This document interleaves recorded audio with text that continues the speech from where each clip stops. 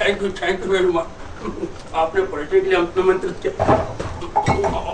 Sorry sorry sorry, very sorry, extremely sorry. वाह, संघर्ष करने वाले के लिए इतनी सारी स्वागत। धन्यवाद। अच्छा दोस्तों, मैं सबसे पहले जरा पान खा लिया था खुशी में कि आप लोगों से परिचय करना है। सबसे पहले मैं आप लोगों के सामने 3 पहेली बुझाऊंगा इंटरटेन के लिए। क्या है कि बचपना की याद ताज़ा कर ले, और 3 तक गिनूंगा, 1 2 3 5।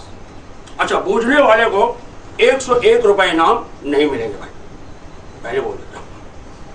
तो शुरू करता हूं। 1 नंबर, गौर से सुनिएगा पहली। 1 नंबर, 20 का सिर काट दिया, 20 का सिर काट दिया, ना काटा ना खून किया। 1 2 3 5। मैं बता रहा हूं, नाखून, 20 का सिर काट दिया। 2 नंबर, महफिल में आए 2 भाई, महफिल में आए 2 भाई, आते ही हो गई दोनों की ठुकाई, दोनों लगे तान लगाने। 1 2, बोलिए बोलिए, 3। इनाम नहीं मिलेगा भाई, पहले बताया था। अच्छा, 3 नंबर बहुत हार्ड है, बोलो तो जाने, कोई नहीं बता सकता। बताइए मेरे हाथ में क्या है, मैं उंगली से क्या पकड़ रखा हूं। 1 2 3। इनाम नहीं मिलेगा। गुब्बारा, राइट, बैलून, साफ साफ दिख रहा है इनको, देखिए। ये देखिए, ये रहा धागा और ये रहा दिल नुमा बना गुब्बारा, बैलून। क्या आपको नजर नहीं आ रहा? अरे साहब, दिल को दिल से देखिए, साफ साफ नजर आएगा। क्यों भाई, दिल को दिल से देखना चाहिए। साफ साफ अक्षरों में लिखा है भाई, आई लव यू।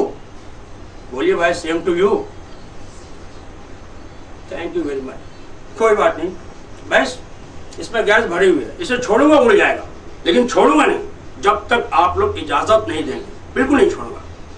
अरे मैं तो आप लोगों का हाल चाल पूछना ही भूल गया कि आप लोग कैसे हैं। मैं तो पूछना ही भूल गया। अब मैं पूछता हूँ, कहो दोस्तों क्या हाल है। अरे अरे, ये तो हैकू हो गए भाई। 1 मिनट, जरा मैं गिलोरी थूक दूं, फिर मैं आपसे बात करता हूँ। 1 मिनट।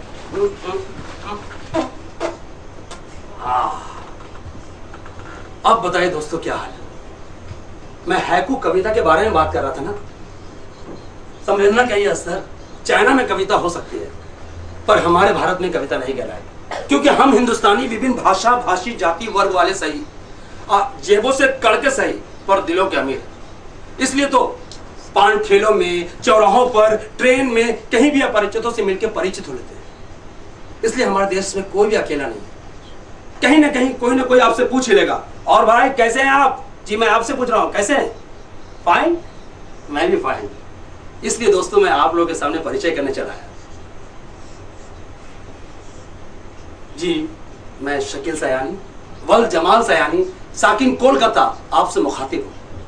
लेकिन इससे पहले कि मैं आप लोग को इसके अतिरिक्त अपना परिचय दूं, आप लोगों से निवेदन है कि आप शांति बनाए रखें और सामने वाले भाई बिल्कुल इत्मीनान से बैठे, और जो दूर खड़े हैं भाई खाली है, इधर आ जाइए, करीब आ जाइए। क्या है कि करीब आने से तो प्यार बढ़ता है, और हमें चाहिए क्या? आप लोगों के दिलों में थोड़ा सा प्यार, थोड़ा आशीर्वाद, बस बस बस इतना ही काफी है।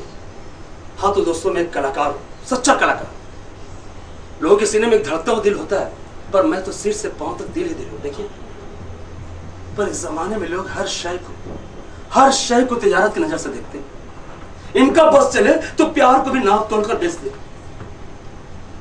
पर मैं तो एक कलाकार हूं, मैं वही करता हूं जो मेरा दिल कहता है।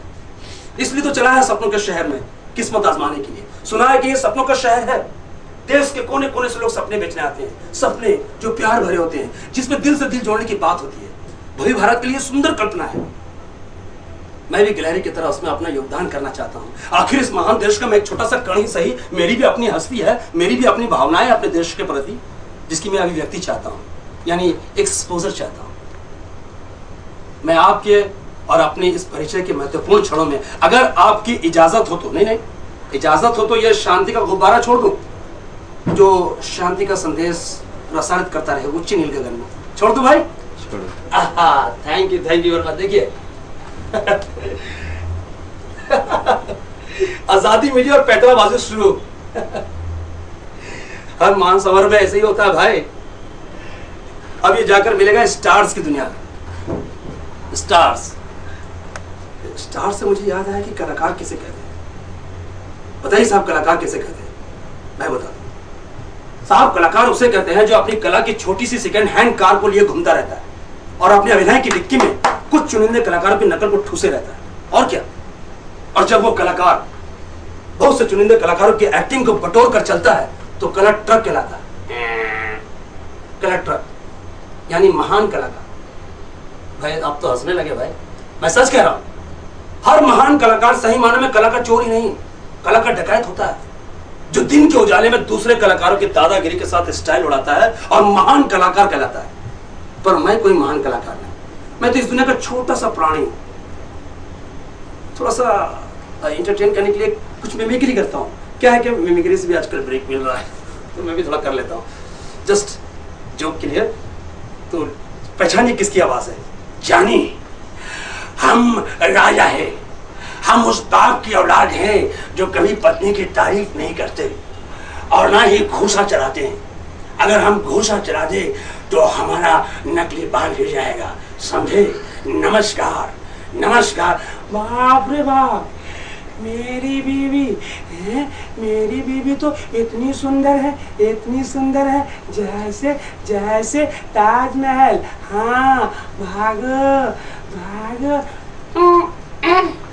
तुम्हारी बीवी ताजमहल है तो क्या हुआ भाई? मेरी बीवी चांदनी का चांद है, जो चांद के रोशनी में ताजमहल भी चमकता है और चांद भी चमकता है। तुम्हारी बीवी ताजमहल, तुम्हारी बीवी चांद, मेरे को स्टूपिड समझा क्या है?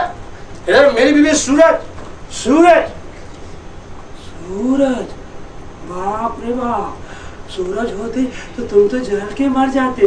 तुम जिंदा कैसे हो? बोलो, तुम जिंदा कैसे हो? रे मोटा दिमाग नहीं रे बेटा, दिन को बीवी के पास नहीं जाता, जब सूरज ढल जाता ना तब जाता। थैंक यू, धन्यवाद, मुर्शिदाबाद। अरे मैं तो विश्रांतर हो गया था। हम लोग कहाँ थे? कला की चोरी पर।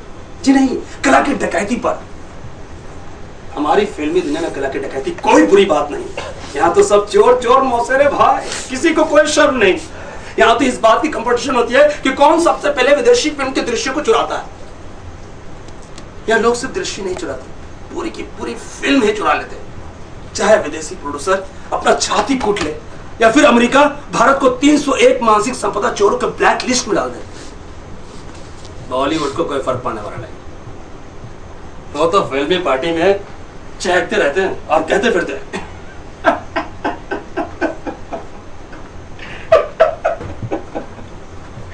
जनता बेवकूफ। मैंने विदेशी अमुक फिल्म की पूरी रीमेक बना दी और किसी को कानों कान खबर भी नहीं हुई। अब दूसरा खोजे बेटा दूसरी फिल्म। अपन तो डकैती में फर्स्ट आ गए बॉस, क्यों?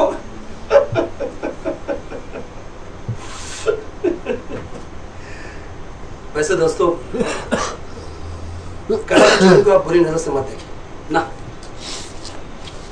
ये कोई प्रकृति का उपहार थोड़ी है, ये तो नैसर्गिक चीज है जो मानव के दैनिक जीवन में कठोरतम परिस्थितियों और श्रम के बीच लोक रंजन के लिए उपस्थित है, जो वस्तु मानव के मात्र आनंद के लिए उत्पन्न हुई।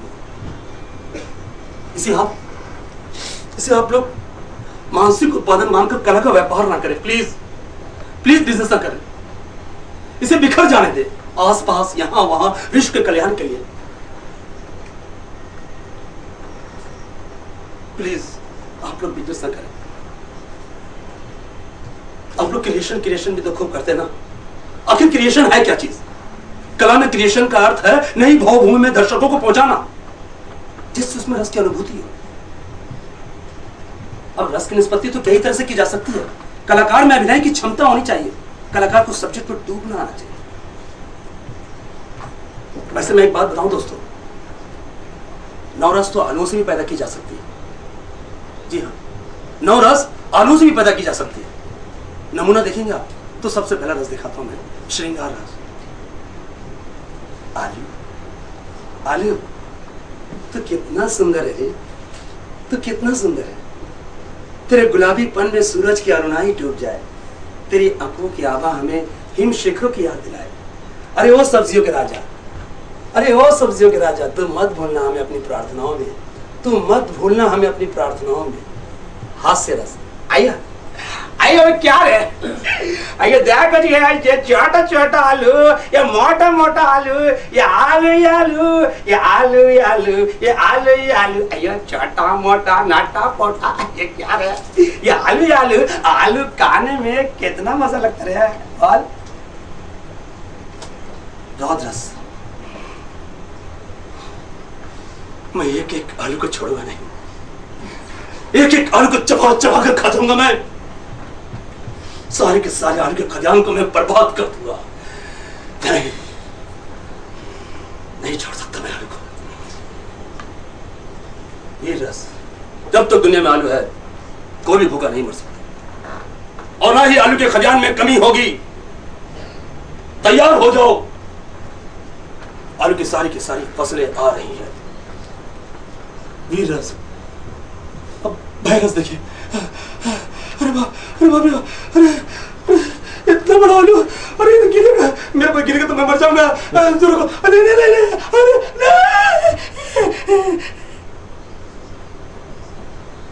ये बस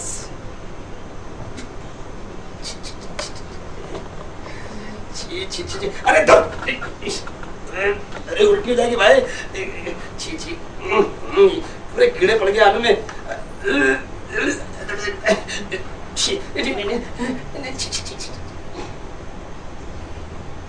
करोना रस,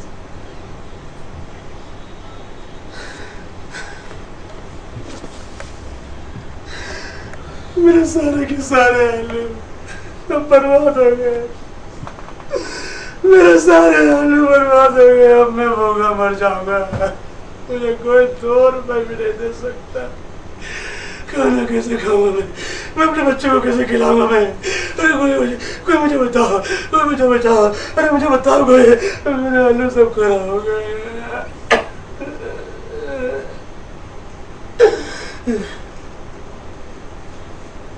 अद्भुत, वाह, एक्सीडेंट। इतना छोटा आलू, सुंदर यार, इतना सुंदर मैंने पहली बार देखा।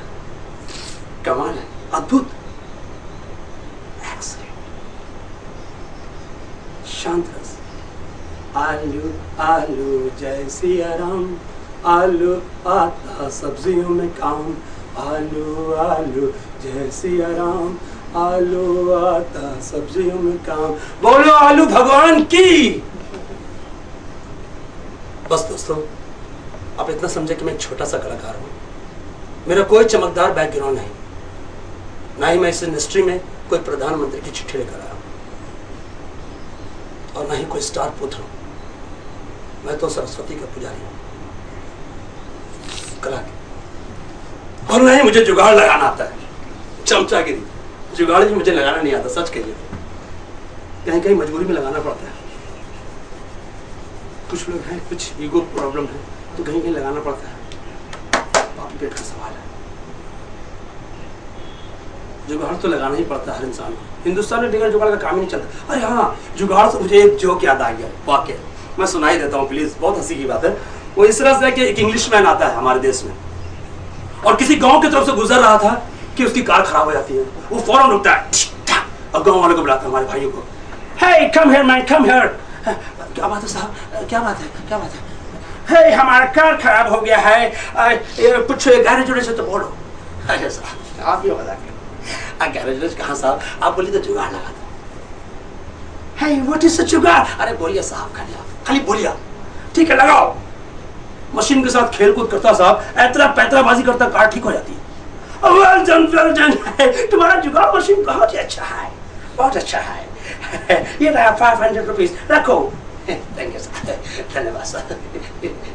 जब घर जाता साहब तो पंखा खराब पड़ा हुआ है। रामू को बुला, रामू कम क्या, पंखा खराब है, किसी इलेक्ट्रिक मिस्त्री को बुलाओ। आपकी कमाल करता था। गांव में इलेक्ट्रिक मिस्त्री कहाँ, आप बोले तो जुगाड़ लगा दो। हे, तुम्हारा पास भी जुगाड़ मशीन है। यानी कि हिंदुस्तान के हर आदमी के पास जुगाड़ है। बहुत अच्छा मशीन है, लगाओ। रामू तार के साथ खेलकूद करता, साहब पहले से बनाया हुआ था, तार के साथ खेलकूद करता है, ठीक हो जाता है। Well done, Ramu, well done, जुगाड़ मशीन बहुत ही अच्छा है। अभी हम बुश को खबर करता है, बुश को खबर करता था, हे बुश, तुमने हिंदुस्तान का सब चीज खरीदा, जुगाड़ क्यों नहीं खरीदा? बुश जी घबरा जाता है कि ये क्या चीज बना है। बुश घबरा गए, What is this? हे, तुम्हारा दिमाग खराब है, ये जुगाड़ मशीन वो है कि तुम्हारा दिमाग भी ठीक कर सकता है, हर चीज ठीक कर सकता है, तुम जुगाड़ खरीदो। ओके ओके, मनमोहन सिंह को फोन लगा था। बुश, हे मनमोहन। मनमोहन सिंह एकदम नाराज भड़क के, ओए जबान संभाल। हे, क्या बोला मैं? मनमोहन सिंह बोलो। मनमोहन सिंह, सिंह का क्या मतलब है? ओए, जैसा तुम लोग में किंग होता है ना, उस तरह हमारे सिंह होता है। ठीक है ठीक है, तुमने जुगाड़ क्यों नहीं बेचा? ओए, जुगाड़ किसने बता दिया? ये तो हम हिंदुस्तानी को मालूम है। ओए, लगता सोनिया नहीं बताती होगी। ओहो, सुन जा, यहाँ का जुगाड़ समझ गई। क्या करूँ मैं, मुझको क्या जवाब दूँ? ओए, जुगाड़ नहीं बेच सकते। हाँ, क्यों नहीं बेच सकते? ओए, वही जुगाड़ है जिससे हमारी कुर्सी चल रही है। तो दोस्तों, आपके सामने इस मंच पर परिचय करने के बावजूद मुझे कोई प्रमुख रोल नहीं मिलेंगे, वो तो सुरक्षित है उन लोगों के लिए जिनके अभिभावक इस उद्योग में पैसा लगाते हैं। फिर भी मेरा दिल धड़क रहा है कि शायद इस मंच पर हमारे द्वारा लगाया गया सिक्सर इस इंडस्ट्री में जा गिरे। कला व्यक्तिपरक चीज है, कला व्यक्तिपरक चीज है, इसलिए इसमें अनंत संभावनाएं हैं। क्या कहा आपने? क्या कहा आपने? हेलो, क्या कहा? ये आदमी पूछता है मैं जीता कैसे हूं, ये आदमी पूछता है मैं जीता कैसे हूं। देखिए, आप अपनी मर्यादा में रहिए, समझे? हर कलाकार की अपनी स्थिति होती है, अपनी परिस्थितियां होती है, उसी के अनुसार वो अपना बसर करता है। यहाँ कलाकार को दो मोर्चों पर संघर्ष करना पड़ता है, दो मोर्चों पर, भोजन के स्तर पर और इस इंडस्ट्री में। तुम लोग क्या समझोगे? कोई नहीं समझता किस तरह से स्ट्रगल करता हूं मैं, कोई नहीं समझता। सब कुछ सिर्फ ऐश है, ऐश। कल की कोई कीमत नहीं, सब व्यापार बना चुके हैं। स्ट्रगल सिर्फ मैं नहीं कर रहा, मेरा पूरा परिवार कर रहा है, पूरा परिवार। पत्नी के सारे जेवर इस संघर्ष के बलि चढ़ चुके हैं। ये बात और है कि मैं जवेरी बाजार के ज्वेलरों के शौक के इसमें हीरो के हाथ पसंद करते घूमता हूं, इसी उम्मीद से कि काश कोई चमत्कार हो जाए और मैं अपनी पत्नी को गए हुए जेवरों के एवज में सूद सहित कहने लौटा सकूं।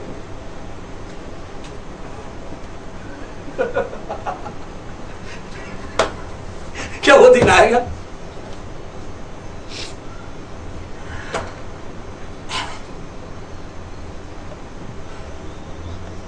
हमसे तो अच्छा यहाँ के वेटर है जो 4 से 5 हजार तक पगार पाते हैं और 5 से 6 हजार तक टिप्स पाते हैं। यामा से काम पर आते हैं, यामा से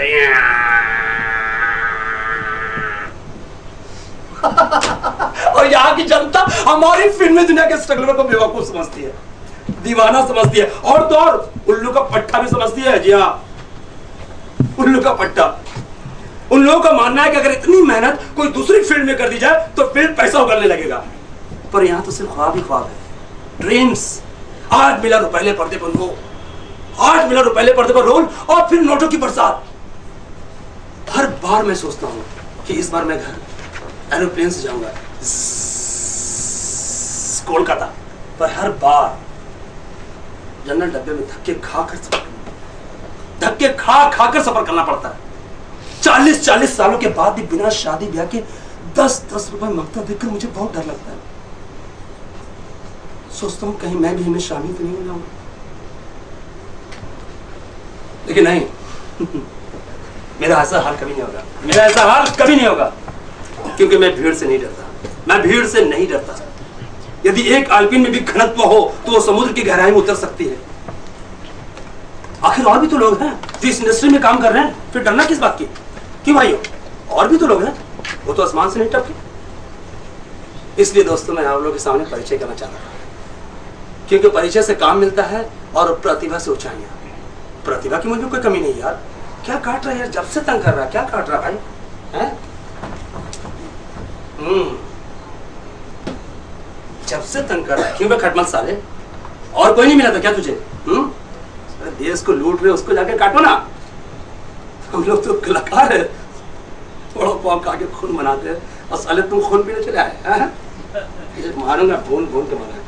जब भी कोई खून पीना मार डालना चाहिए। मार डालो इसे, छोड़ दो भाई कि मार दो? मार देना चाहिए, क्योंकि बदला चलो बहुत खराब बात। हाँ तो दोस्तों, हर कलाकार की अपनी स्थिति होगी, अपना आत्मविश्वास होगा, अपनी प्रतिभा होगी। मैं जी लूंगा, मैं जी लूंगा, मैं सच कहता हूं जी लूंगा। सिर्फ आप लोगों का प्यार और आशीर्वाद चाहिए। जय हिंद, गुड बाय, शब्बा खैर।